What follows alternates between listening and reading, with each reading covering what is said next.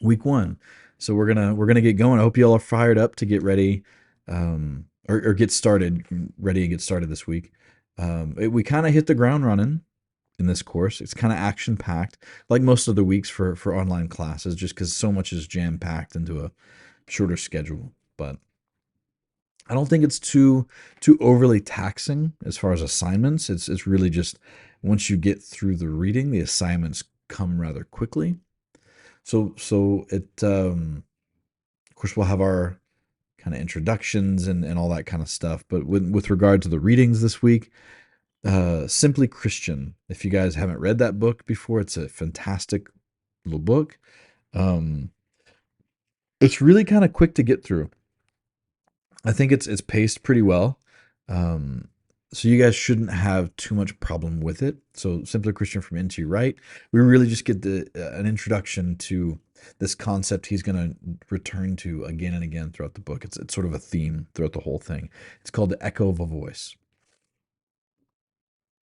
So he draws from this idea of an echo of a voice. There's something interesting about it. This echo, as he describes it, that we can, so far within the text, say this is sort of like a conviction, something that's leading us to know or inherently sense that things aren't necessarily the way they're supposed to be. We're not sure why, and the text really hasn't elucidated all that yet, but we can perceive this inkling of disorder in the world around us. Things aren't as they ought to be. So moving from chapter 1 to chapter 2, it continues with that idea, that echo of a voice that almost acts as something working within you. It doesn't start with you, it doesn't originate from you, but it's something within you that's guiding you in a strange way. And so that's sort of the base point that he starts from. And I think if we have some Christian background or Christian baggage, we can tend to form an opinion or form sort of an assumption of what he's talking about. So I encourage you guys to kind of set that aside, really just kind of follow the text where he's leading. So start with this concept of just an inner conviction, hearing something guiding you to the way things maybe ought to be sometimes. In chapter 2, Wright's exploring the first of these ideas where he posits we can hear this echo of a voice. So in chapter 1, we have two things here. So chapter 1 is justice. So in order for things to be put justly in back in order as they should be, we have to have this recognition that there is a stray from some sort of ideal form that it needs to take, that justice needs to take. So this ideal form of justice leads us to understand that, of course, there's injustice, right? So if it ought to be one way and it's this way, well, then it's not the way it ought to be. So we need to sort of bring it back in line. And the recognition of that is where this echo leads us first. But then he has a very interesting line on page 6 when he's talking about justice. He says, what is it? The line of justice, the line between justice and injustice, between things being right and things being not right, can't be between an us and a them. It runs right through the middle of each one of us. And so every time I kind of read that, it's sort of an interesting thought. It sort of continues to put the onus of justice on all of us, right? On all our shoulders. We have something even about us in a sense that um, ignores justice at times, moves away from things being done just or justly between people, between actions, that kind of thing. Um, then so moving into chapter 2, so he's addressing what he calls the second area that we hear the echo, and it's spirituality. So if you if you if you kind of want to say spirituality and maybe conflate it with this idea in this chapter specifically as purpose, right? As a sense of indwelt purpose for you, for me, for everybody, for the whole world. The idea here is that there's some form of life outside of what we currently know that we're supposed to engage with, that we're called to engage with. I know that I've had jobs in the past where I sort of looked around and sort of pondered all that was going around and just sort of said, there has to be more than this. This can't be all that there is. I know you guys have probably either had a similar thought about a job or similar thought about the way a relationship's going or the way the world is, politics, what have you, and just sort of thought that surely there's something more, or or surely that it means more than what I think it means right now. So this perception of there has to be something more has led people just to explore numerous ideas outside of themselves and calling it some sort of spirituality, some sort of religion. But it all sort of, in essence, uh, integrates a sort of purpose for us. We're having to look for, seek for, find some deeper purpose for something, right? And that's one thing he's also addressing with this echo of a voice. So those two, without all that reading from N.T. Wright's book, leads us into discussion board number one.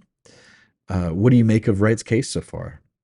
So, do you think we have this innate sense of right or wrong? So, can we perceive this echo that he talks about, this echo of a voice? Um, kind of be careful of the nuance of the question, right?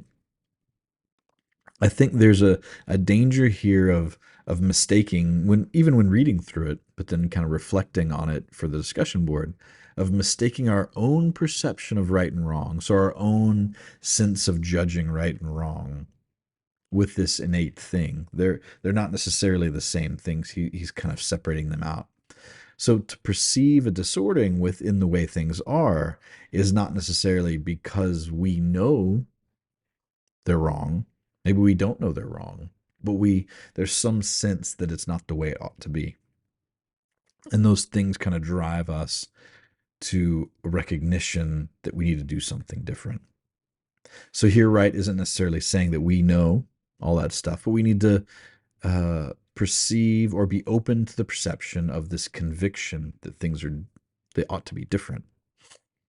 So explore that in the first discussion board, and be sure to sort of say where you land on it. You agree, disagree, and share your thoughts on it. Whenever you pull from the writing, um, be sure to quote properly, cite properly. These will be part of the content grades as well. So, in regards to other reading, we have Genesis chapters 1 through 5. So, it's a good chunk of the beginning, how it started. So, within the Christian worldview, the story in the early chapters of Genesis holds the key to a lot of questions that uh, really explore the way things are going to play out. So there's some dialogue back and forth between this reading in Genesis and N.T. Wright's presentation of this echo, right? So pay attention to this back and forth, and try not to miss the reflections here. This is feel free to pull from either for your discussion boards, because the story of creation and the consequent events in the early chapters of Genesis are monumental in significance. And it is cool. I wish we had some more time to go through them in detail, but for now, really hone in on those key themes that Wright gets into of justice and purpose, and how those are dealt with in Genesis chapters 1 through 5, or how they're presented rather. And if there's a way things ought to be. So is there a way things ought to be just, or is there a purpose we ought to have that maybe isn't there, is lost, that kind of stuff. Try don't get hung up in small little details of Genesis, but try and stay focused on overarching themes. These things will stick with us throughout the biblical readings as we go through the whole sort of grand narrative. So, um, yeah. So all that to say that we're created in God's image. So sort of this anthropomorphic creation. God speaks into being or brings into being. Right.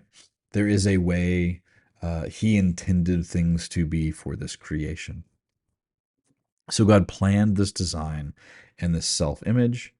Um, what we're supposed to do with it, I think that's a part of it. So later chapter or later verses in chapter one, then there enters this sort of temptation to side with um, this being that's quite literally the one who is opposed, right? Satan, the one who is opposed. Um, this temptation is to grasp the knowledge that God used to create everything. So the source of all goodness and creation comes from this being. The temptation to grasp that knowledge for ourselves, or humanity to grasp that knowledge, and use it apart from God to make the judgment call of right and wrong. This results in this isolation, this separation. So then we move to how these illustrations play out, right? In this story of Cain and Abel, and how it propagates from this corrupt core, and we begin this long journey about how God is working this redemptive and reconciliatory journey throughout the biblical arc, right? So um, we also have a book called Engaging Theology. This is an awesome little book that is written by uh, one of the professors has since moved on to work at another university, but one of the professors, Dr. Hatchett, is still there at HCU, and in it, Dr. Blackwell and Dr. Hatchett really explore the applicability and kind of where the rubber meets the road with the core tenets of the Christian faith. So this will be the main focus for the group projects. And I know some of y'all have asked about the group projects. I'll address some of those in emails that you guys have sent me.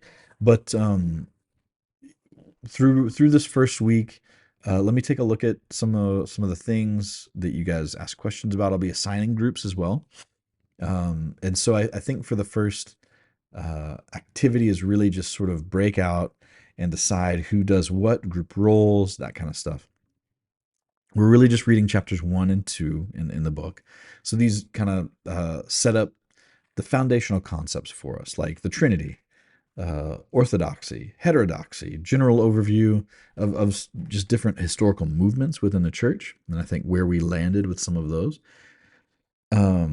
Just real briefly, and in chapter 2, he gets into methodology, so theological methodology, which is it's an important way of discerning our way through the texts and discerning our way through wrestling with sort of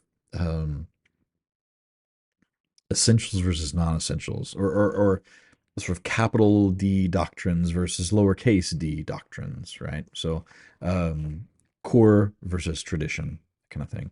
So we have to be careful to hold on to the essentials as higher in uniting us as part of the Christian church than the non-essentials that divide us, because we can sometimes get hung up on little gray areas, right? And those tend to divide us. But the things that are super clear, that are super black and white, those are really the areas we're meant to stand unified around, right? So we can always gather